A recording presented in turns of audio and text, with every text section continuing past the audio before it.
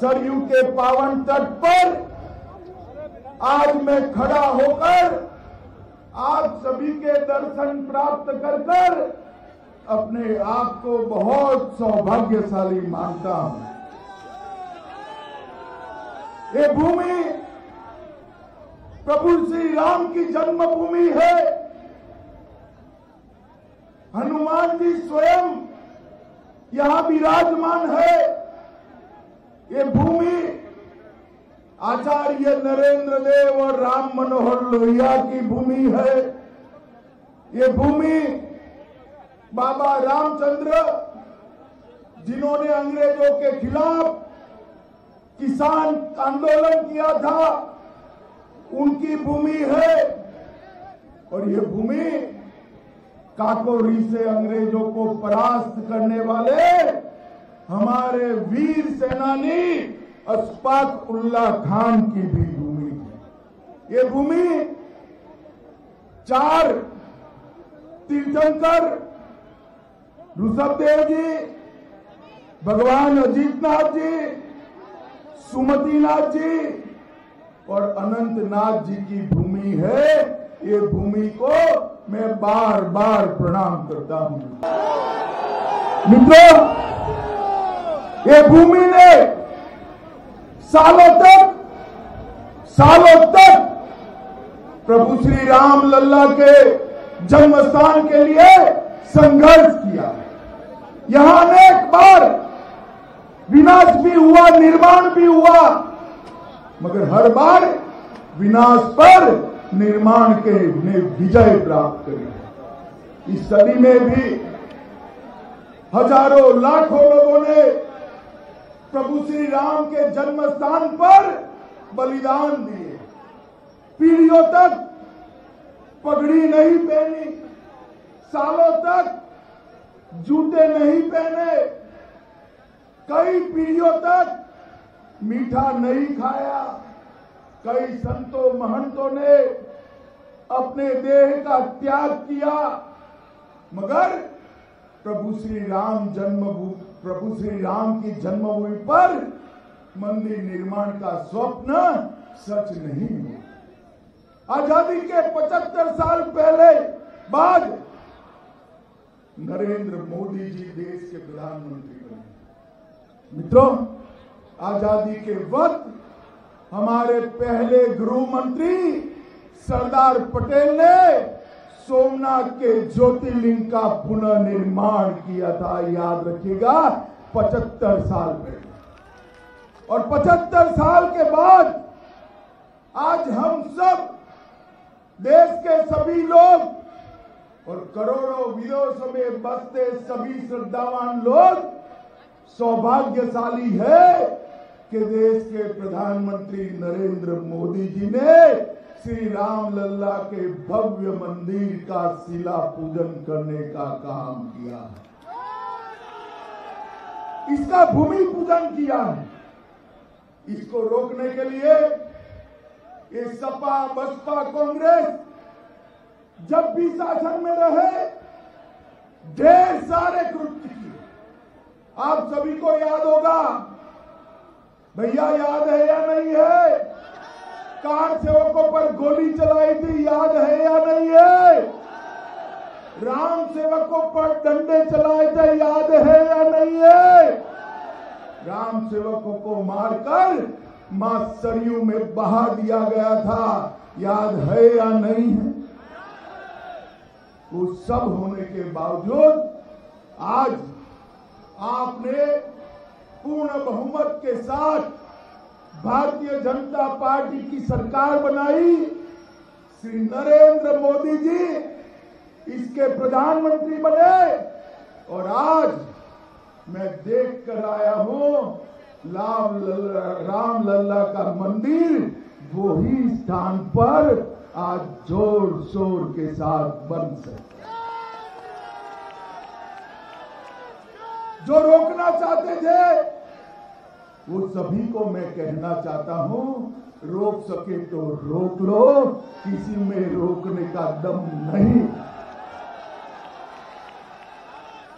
और आज मैं यहां कहकर जाता हूं मित्रों, कि इसी भूमि पर, इसी अयोध्यापुरी में, इसी सरयू के किनारे पर जहां प्रभु श्री राम का जन्म हुआ था, उसी स्थान पर देखते देखते कुछ ही महीनों में आकाश को छूने वाला राम मंदिर बनने वाला है। मित्रों, राम मंदिर बनने वाला है।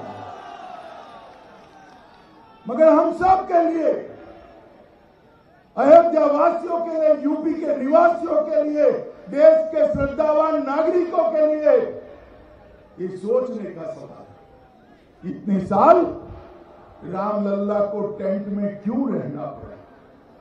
इतने साल राम मंदिर को किसने रोक कर रखा? कार सेवकों पर किसने गोलियां चलाई? रामनवमी के उत्सव को कौन बंद कर दिए थे? दीपोत्सवी को कौन बंद कर दिए थे? और राम भक्तों पर डंडा किसने चलाया था? ये सभी हमें याद रखना चाहिए। मित्रों, ये आपकी बनाई हुई, यूपी के मतदाताओं ने बनाई हुई नरेंद्र मोदी सरकार है। अभी अभी कुछ दिन पहले काशी में मोदी जी ने बाबा विश्वनाथ का भव्य कॉरिडोर का भी निर्माण कर श्रद्धालु के लिए किया। औरंगजेब के जमाने से बाबा विश्वनाथ के जो दर्शन करने जाते थे, वो मन मसोकर वापिस आते। वहां बाबा का स्थिति देखकर ये होता था, कितना भव्य दरबार था बाबा का, ये क्या हो गया? 600 साल के बाद आज नरेंद्र मोदी जी ने, आप अब मेरा सबसे विनती है कि एक बार बाबा विश्वनाथ के दर्शन कर आइए। आज बाबा का भव्य दरबार फिर से सजा धजा मालूम पड़ता है। मां विंध्यवासिनी का मंदिर भी हमारे योगी आदित्यनाथ जी बहुत अच्छे तरीके से पुनर्निर्मित कर रहे हैं। मित्रों, ये सपा बसपा के शासन में, ये बुआ बबुआ के शासन में हमारे आस्था के प्रतीकों का सम्मान नहीं होता था। आज नरेंद्र मोदी जी और यूपी के मुख्यमंत्री योगी जी हर एक आस्था स्थान को गौरव प्रदान करने का काम कर रहे हैं। मित्रों, ये हम सब के लिए आनंद का विषय है। मित्रों, भारतीय जनता पार्टी की सरकार बनने के बाद देश के प्रधानमंत्री यहीं से सांसद है, यूपी से ही सांसद है। उनके नेतृत्व में योगी जी, यूपी के मुख्यमंत्री के नेतृत्व में एक विकास की यात्रा चली। सपा के शासन में 3 P हुआ करते थे, परिवारवाद, पक्षपात और पलायन। और आज 3 V है, विकास, व्यापार और सांस्कृतिक विरासत। मित्रों, ये 3 V की कहानी, इसका सबसे बड़ा साक्षी है तो हमारा अयोध्या नगर है। भारतीय जनता पार्टी की सरकार ने अयोध्या को अपना प्राचीन गौरव वापस दिलाने का काम किया है।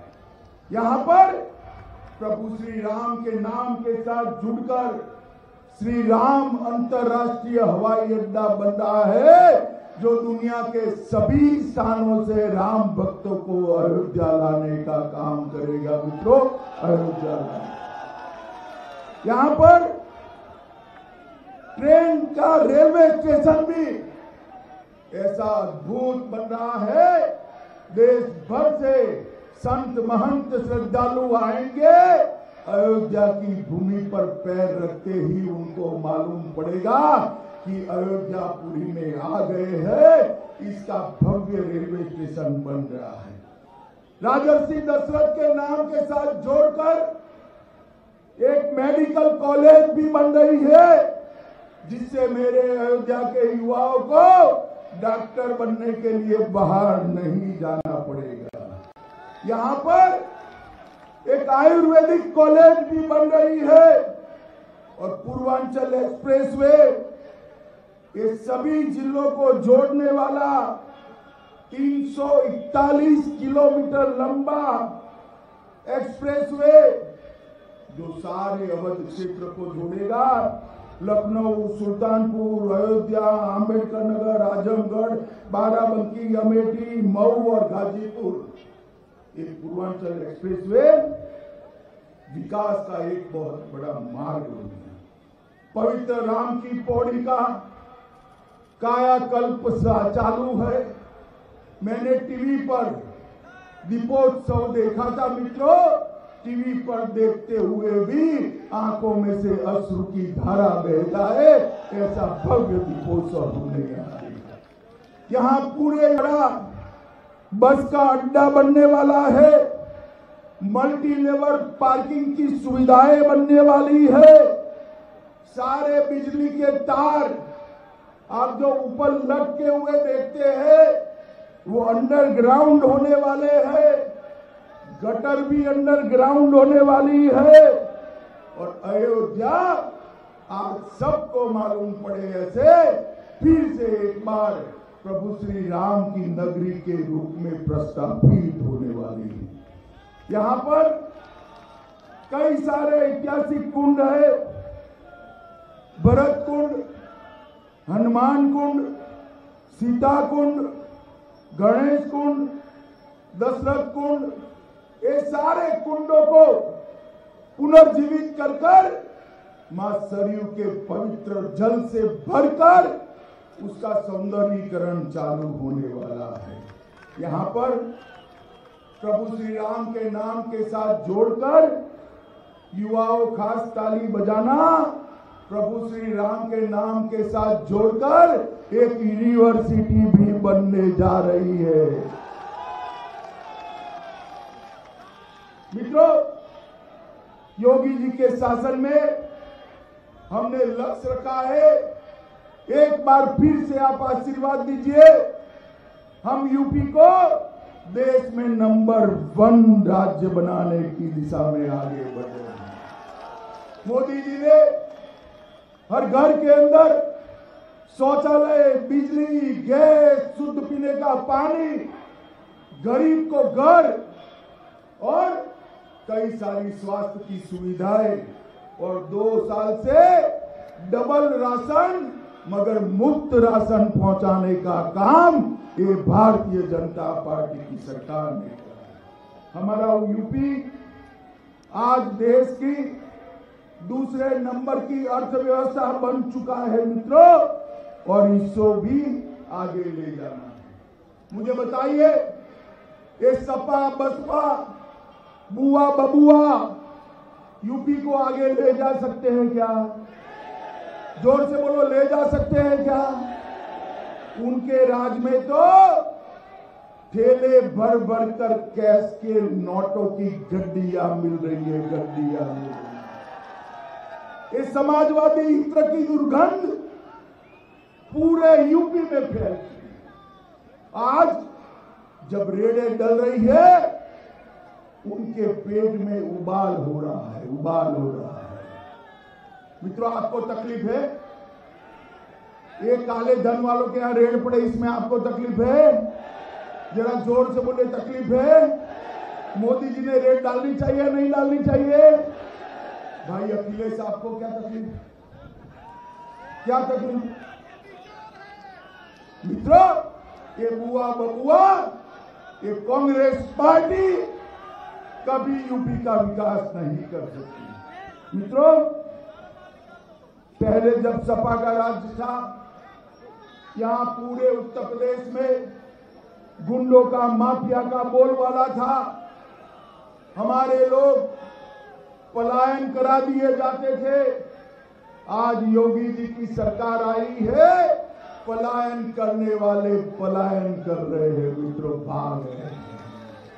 पहले माफियाओं से पुलिस लड़ती थी, आज पुलिस के सामने माफिया सरेंडर कर रहा है। ये परिवर्तन आया है। माताओं, भाइयों, बहनों, मुझे बताओ, कश्मीर में से धारा 370 हटनी चाहिए या नहीं हटनी चाहिए? जोर से बोलो, सुनाई नहीं पड़ता है। हटनी चाहिए थी या नहीं हटनी चाहिए? ये सपा, बसपा, कांग्रेस, कम्युनिस्ट, ममता बनर्जी, ये सारे इकट्ठा होकर धारा 370 हटाने का विरोध कर रहे हैं। सालों से हम स्वप्न देख रहे थे कि कब हमारा कश्मीर भारत का अभिन्न अंग हो जाए। 5 अगस्त 2019 को पार्लियामेंट में मोदी जी ने धारा 370 को उखाड़ कर फेंक।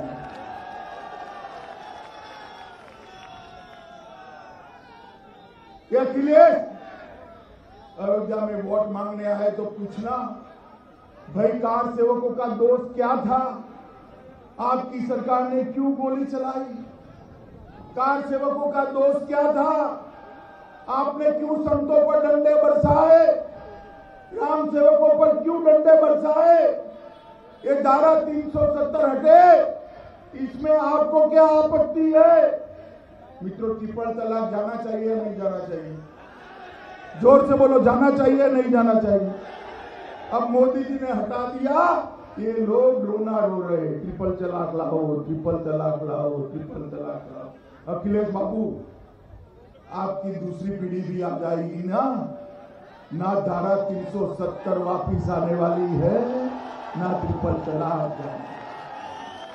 मित्रों, मोदी जी के नेतृत्व में, योगी आदित्यनाथ के नेतृत्व में उत्तर प्रदेश में डिफेंस इंडस्ट्रियल कॉरिडोर बना है। ब्रह्मोस का निर्माण होने वाला है। यहां पर आकांक्षी जिलों में, अवध क्षेत्र में श्रावस्ती, बहराइच और बलरामपुर को जोड़ा गया है। मित्रों, उत्तर प्रदेश में लखनऊ में इंस्टीट्यूट ऑफ फॉरेन साइंसेज का शिलान्यास हुआ है। 30 नई मेडिकल कॉलेज बनाए गए हैं। 5 नए एक्सप्रेस वे बनाए गए हैं।